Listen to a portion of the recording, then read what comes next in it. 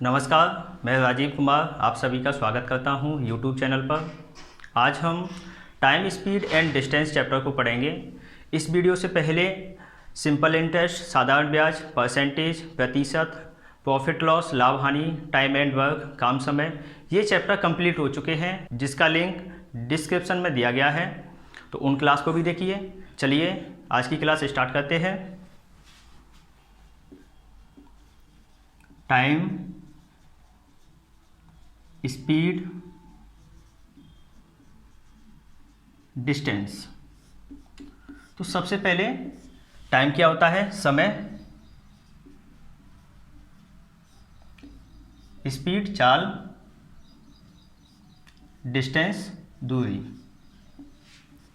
Time होता है समय, स्पीड चाल, डिस्टेंस दूरी। तो समय क्या होता है? समय होता है घंटे, मिनट, सेकंड, दिन, सप्ताह, वर्ष।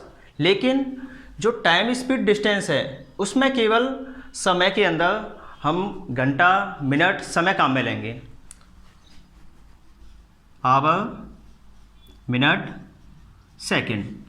तो सबसे पहले इनमें संबंध पता होना चाहिए कि इनमें आपस में संबंध क्या होता है।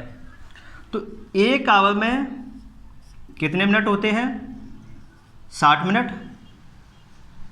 एक आवर में होते हैं 60 मिनट। लेकिन आवर में भी कुछ सेकंड होती हैं, तो एक मिनट में कितनी सेकंड होंगी? एक मिनट में होंगी 60 सेकंड। अगर एक घंटे में सेकंड की बात करी जाए, एक आवर में सेकंड की बात करी जाए, तो ये कितनी होंगी? एक आवर में सेकंड कितनी होंगी? एक आवर में 60 मिनट होंगी, एक मिनट में 60 सेकंड होंगी, तो मल्टीप्लाई होगा 60 का, तो ये हुई 3600 सेकंड। अब देखते हैं दूरी, डिस्टेंस। तो ये क्या होती है? जब कोई व्यक्ति या कोई वाहन एक स्थान से दूसरे स्थान तक जाता है, तो एक स्थान से दूसरे स्थान तक जाने में उसने जो पाथ तय किया, जो रास्ता तय किया, वो क्या होगा? दूरी, डिस्टेंस। जैसे कि माना एक जगह है ए, एक बी। तो जब कोई व्यक्ति ए से चल के बी तक जाएगा, तो ए से बी तक पहुंचने में जो पाथ उसने तय किया है, ये क्या होगा? डिस्टेंस। अब आते हैं चाल पर। चाल क्या होती है? स्पीड। तो स्पीड क्या होती है? स्पीड क्या होती है? तो डिस्टेंस ट्रेवल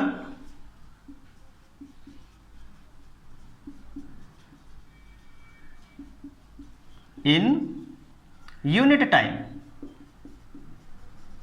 तो स्पीड क्या होगी?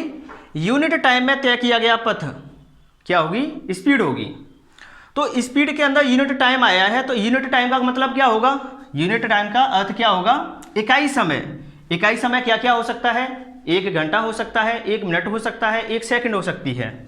तो unit time equal to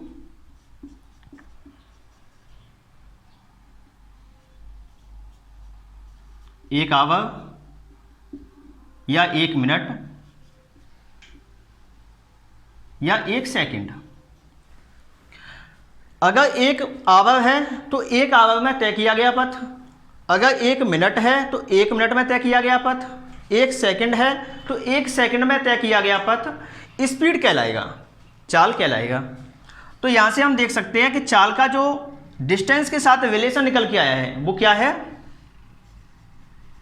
speed equal to distance upon time, यानी कि चाल इक्वल टू दूरी बट्टे समय।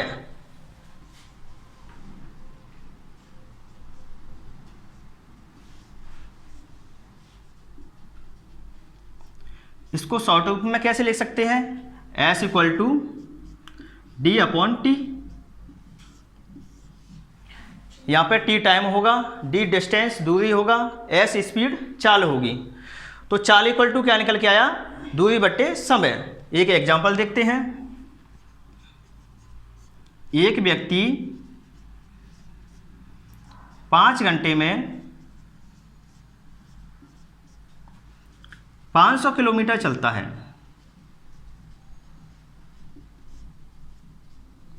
तो इसकी स्पीड क्या होगी?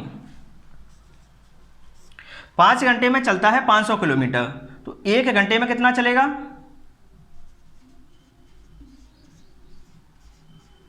500/5, तो ये आएगा 100 किलोमीटर। तो जो 1 घंटे में तय किया गया पथ होगा वो कितना होगा? 100 किलोमीटर। तो इसकी स्पीड कितनी हुई? 500/5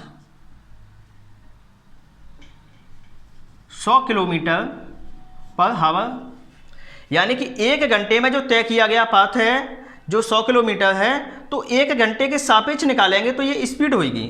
तो इसकी स्पीड क्या हुई? 100 किलोमीटर पर हावर। अब इसको मीटर पर सेकंड में भी चेंज कर सकते हैं। किलोमीटर पर हावर का मीटर पर सेकंड में कुछ ना कुछ संबंध होता है। जैसे कोई व्यक्ति है तो उसका किसी दूसरे के साथ कोई ना कोई संबंध होता है। इसी तरह से किलोमीटर पर हावर का मीटर पर सेकंड के साथ भी कुछ ना कुछ संबंध होगा।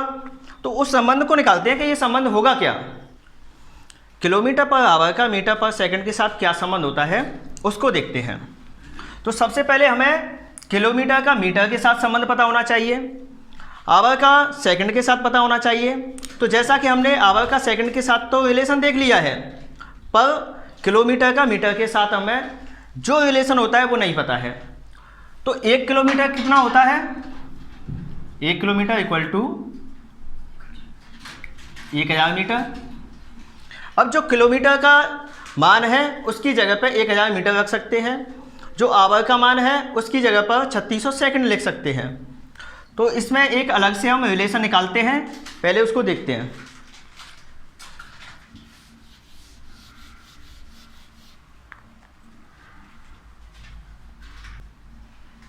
किलोमीटर पर आवर का मीटर पर सेकंड के साथ क्या संबंध होगा? तो माना कि ये 1 किलोमीटर पर आवर है। अब ये क्या होगा? 1 किलोमीटर अपॉन 1 आवर। जब दोनों की वैल्यू रखेंगे तो ये कितनी होगी? 1 किलोमीटर में 1000 मीटर होते हैं, 1000 मीटर हो जाएगी।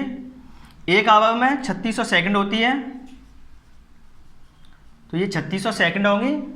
जब इनको काटेंगे तो ये आएगा 5/18 मीटर पर सेकंड, यानी कि 1 kilometre per our 5/18 metre per second के समान होगा। अगर इसको उल्टा करें तो क्या होगा? ये मीटर पर सेकंड ये क्या होगा? 18/5 किलोमीटर पर आवर, यानी कि 1 metre per second 18/5 kilometre per our के समान होगी। जबकि 1 kilometre per our 5/18 metre per second के समान होगा। तो यहाँ से दो रिलेशन निकल के आए। 1 kilometre per hour equal to 5/18 metre per second, 1 metre per second equal to 18/5 kilometre per our.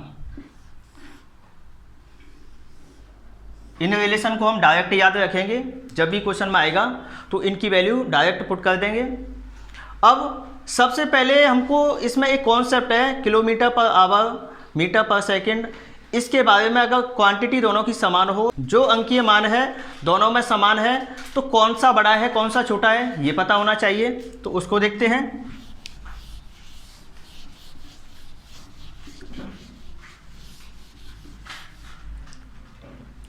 माना कि x किलोमीटर पर आवर एक क्वांटिटी एक संख्या है जिसकी यूनिट है किलोमीटर पर आवर में, बाई एक दूसरी संख्या है जिसकी यूनिट है मीटर पर सेकंड में। x इक्वल टू बाई है। अगर ये क्वेश्चन एग्जाम में आता है कि x इक्वल टू बाई है, x की जो यूनिट है वो किलोमीटर पर आवर में है, बाई की यूनिट है वो मीटर पर सेकंड में है, दोनों इक्वल हैं, तो इसका जो मान होगा एक्चुअल मान होगा वो किसका ज़्यादा होगा, यानी कि ये ग्रेटर देन होगा या फिर ये ग्रेटर देन होगा। दोनों में से अगर क्वेश्चन आता है कि कौन सा ग्रेटर देन होगा, तो इसको ज़्यादातर जो स्टूडेंट हैं वो हमेशा ये वाले चिन्ह को यानी कि x किलोमीटर पर आवर को ज़्यादा बताएंगे, लेकिन ये दिखने में ज़्यादा लगता है, इसका जो रिजल्ट होता है वो कुछ अलग ही होता है। तो उसको चेक करते हैं। तो x किलोमीटर पर आवर है, इसको मीटर पर सेकंड में पहले चेंज करेंगे। तो चेंज करने के लिए क्या करना पड़ेगा, 1 किलोमीटर पर आवर का मान कितना होता है 5/18 मीटर पर सेकंड। तो यानी कि इसकी जगह पे 5/18 का मल्टीप्लाई कर दिया जाएगा। तो ये कितना हो जाएगा, x into 5/18 metre per second, ये कितना है 22 मीटर पर सेकंड। अब यहाँ से हम देख सकते हैं कि जब x y समान है, यानी कि दोनों आपस में समान है, तो y की जगह पे x लिख सकते हैं, x की जगह पे y लिख सकते हैं। तो y into 5/18 metre per second, ये कितना होगा y into metre per second. जैसा कि हम देख सकते हैं यहाँ पे y के साथ में 5/18 का मल्टीप्लाई हो रहा है, यानी कि जो इसका हर का पोजीशन है वो ग्रेटर देन है, अंश का है वो लेस देन है। अतः ये वाली जो डिजिट है वो लेस देन होगी, ये वाली डिजिट ग्रेटर देन होगी। तो ये संबंध क्या निकल के आया यहाँ से निकल के आया कि x किलोमीटर पर आवर का मान ग्रेटर देन होता है y मीटर पर सेकंड से। यहाँ पे ये तो हमको पता ही था कि x इक्वल टू y है, अतः मीटर पर सेकंड का मान किलोमीटर पर सेकंड से अधिक होता है यदि दोनों का अंकीय मान समान हो तब। चाल का जो फॉर्मूला निकल के आया है वो था चाल इक्वल टू दूरी बट्टे समय, यानी कि s इक्वल टू d/t। तो ये तो हुआ फॉर्मूला। यहाँ पे एक कॉन्सेप्ट आता है जो होता है TSD concept. TSD concept,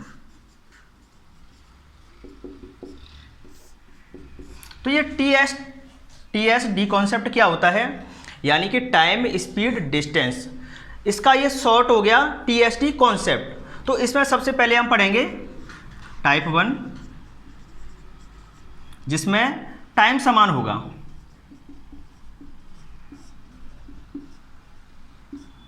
time समान होगा, या हम इसको कह सकेंगे कि मिलन समान होगा।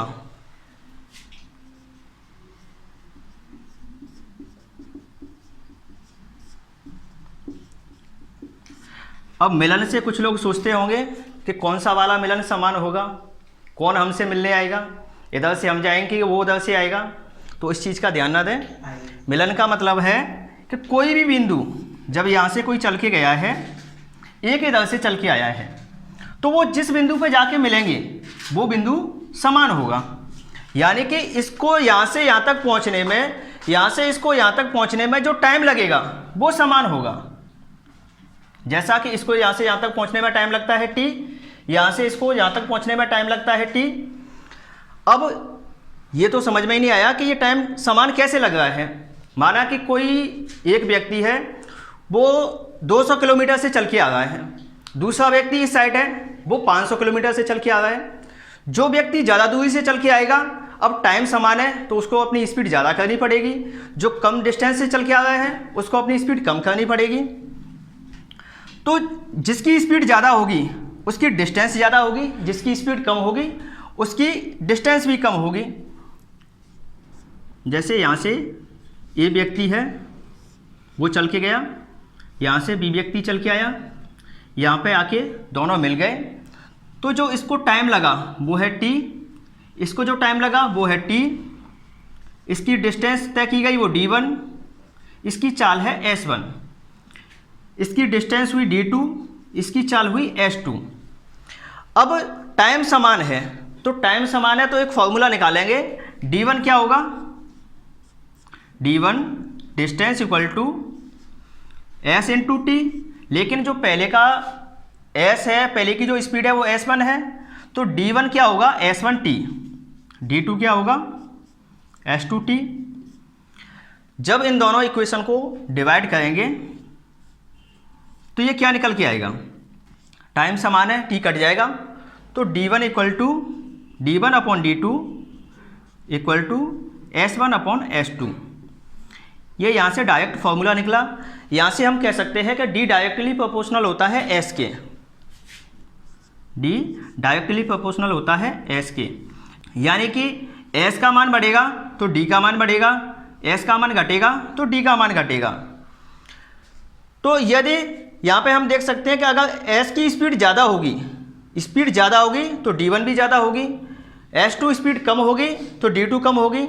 तो यहाँ पे ये दोनों मिल गए, यानी कि जो इनका मिलन पॉइंट है, जंक्शन बिंदु है, ये भी दो तरह से हो सकता है, दोनों सेम डायरेक्शन में चल रहे हों, दोनों अपोजिट डायरेक्शन में चल रहे हों। तो इसको एक बार देख लेते हैं। जैसे ए है वो इस साइड में जा रहा है, बी है वो इसकी साइड में आ रहा है। तो एक तो ये हो सकती है कि यहाँ पे दोनों मिल गए। दूसरी कंडीशन क्या हो सकती है कि ए बी एक डायरेक्शन में जा रहा है, बी भी उसके पीछे उसी डायरेक्शन में जा रहा है, तो ये कहीं ना कहीं जाके मिलेंगे। लेकिन ये जरूरी नहीं है कि ये मिलेंगे। अगर ए की स्पीड ज़्यादा होगी तो ये कभी नहीं मिलेंगे, अगर ए की स्पीड ज़्यादा होगी तो ये कभी नहीं मिलेंगे। इसके लिए एक कंडीशन है कि ए की स्पीड कम होनी चाहिए, बी की स्पीड ज़्यादा होनी चाहिए, जब ही एक दूसरे को जाके मिलेंगे।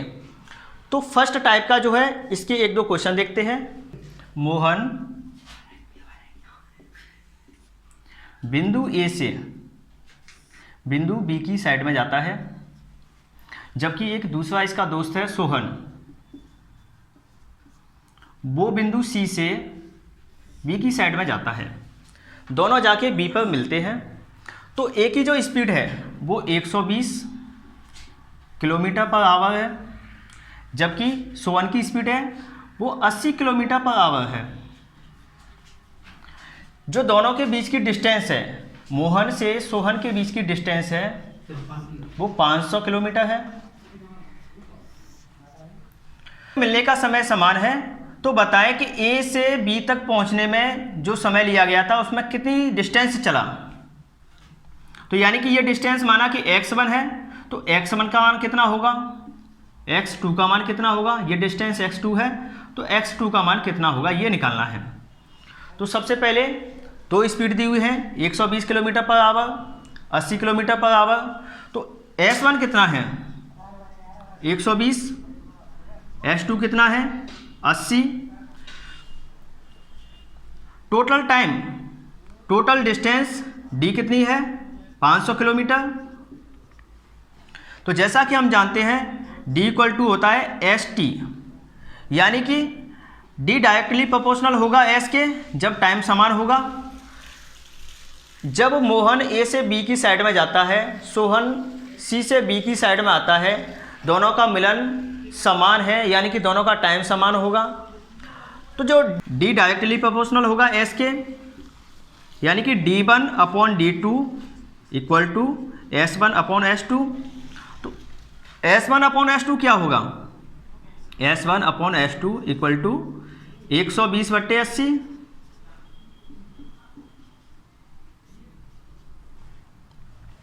Kilometre per our.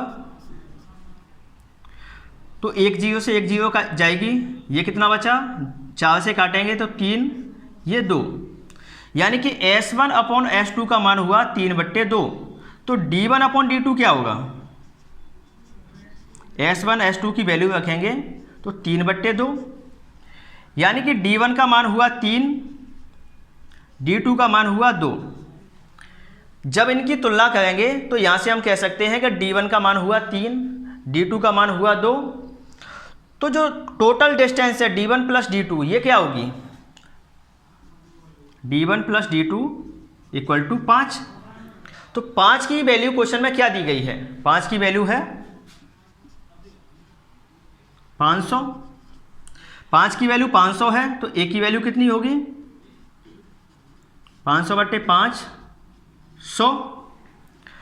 ए की वैल्यू 100 है, लेकिन जो D1 है उसका मान कितना है 3, तो D1 की वैल्यू कितनी होगी 100 × 3, यानी कि 300। D1 300 है, D1 हमने क्या माना था x1, तो x1 का मान कितना होगा 300। तो x1 का मान कितना हो गया 300 किलोमीटर।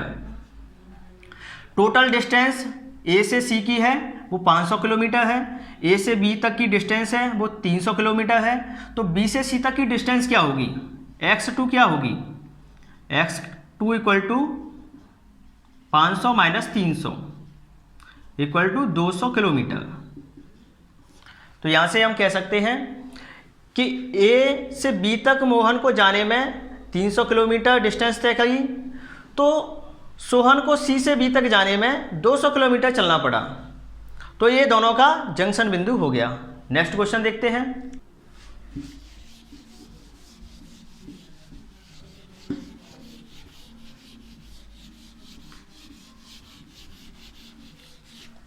नेक्स्ट क्वेश्चन देखते हैं। मोहन है बिंदु ए से बी की साइड में जाता है, जबकि एक दूसरा व्यक्ति सोहन बिंदु सी से बी की साइड में जाता है। इन दोनों के बीच की जो डिस्टेंस है वो है 400 किलोमीटर। A1 की जो स्पीड है, मोहन की स्पीड है ए से बी तक जाने की, वो है 40 किलोमीटर पर आवर।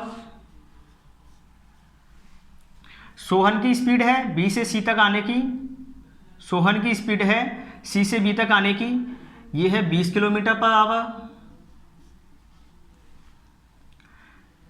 तो बताएं कि मोहन तथा सोहन के द्वारा तय किए गए पाथ का, तय किए गए रास्ते का डिफरेंस कितना होगा। मोहन के द्वारा जो डिस्टेंस तय की जाती है, सोहन के द्वारा जो डिस्टेंस तय की जाती है, दोनों का डिफरेंस कितना हुआ, दोनों का अंतर कितना होगा, ये निकालना है। तो क्वेश्चन में दिया गया है कि S1 कितना है 440 किलोमीटर पर आवर, S2 कितना है 20 किलोमीटर पर आवर। S1 का मान 40 है, S2 का मान 20 है, तो S1 अपॉन S2 कितना होगा 40/20, तो ये कितना निकला 2/1। ये इनका स्पीड का रेशो हो गया।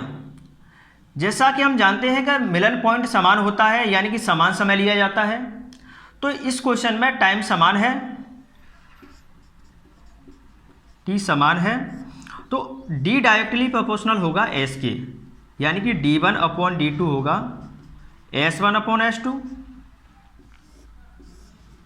तो यहां से हम देख सकते हैं कि d1 अपॉन d2 का मान कितना होगा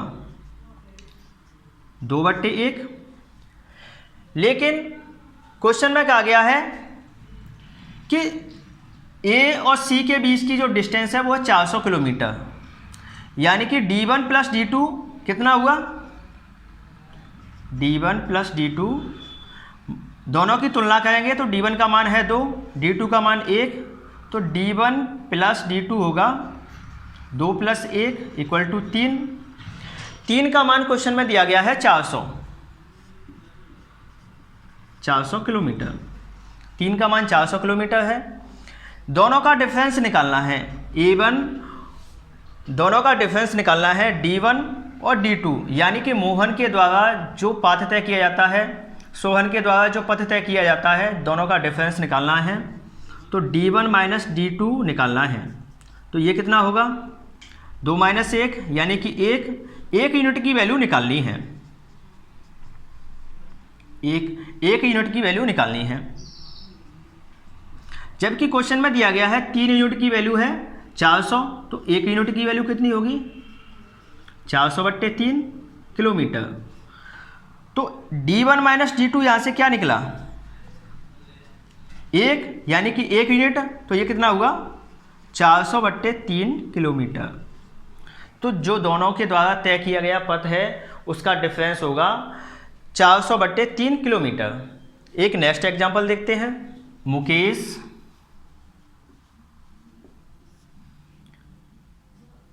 ए से बी की तरफ जाता है, मोहन सी से बी की साइड में आता है। तो मुकेश की स्पीड है वो है 30 किलोमीटर पर आवर, मोहन की स्पीड है वो है 60 किलोमीटर पर आवर।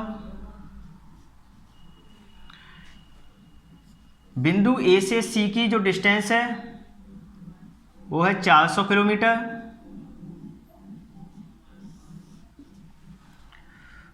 तो बताना है कि जो मोहन है वो मुकेश से कितनी ज़्यादा डिस्टेंस तय करता है। तो सबसे पहले कुछ लड़कों को ये कन्फ्यूजन होगा कि मोहन की द्वारा तय किया गया पाथ ही ज़्यादा क्यों होगा, क्योंकि जैसा अभी हमने समझा था कि डी डायरेक्टली प्रोपोर्शनल होता है एस के, यानी कि स्पीड ज़्यादा होगी तो डिस्टेंस ज़्यादा तय करेगा। तो यहाँ से हमने देखा कि d1 upon d2 directly proportional होगा तो s1 अपॉन s2 के समान होगा। तो यहाँ से s1 अपॉन s2 का मान रखेंगे तो कितना निकलेगा 30/60 यानी कि 1/2। d1 अपॉन d2 का मान कितना हुआ 1/2।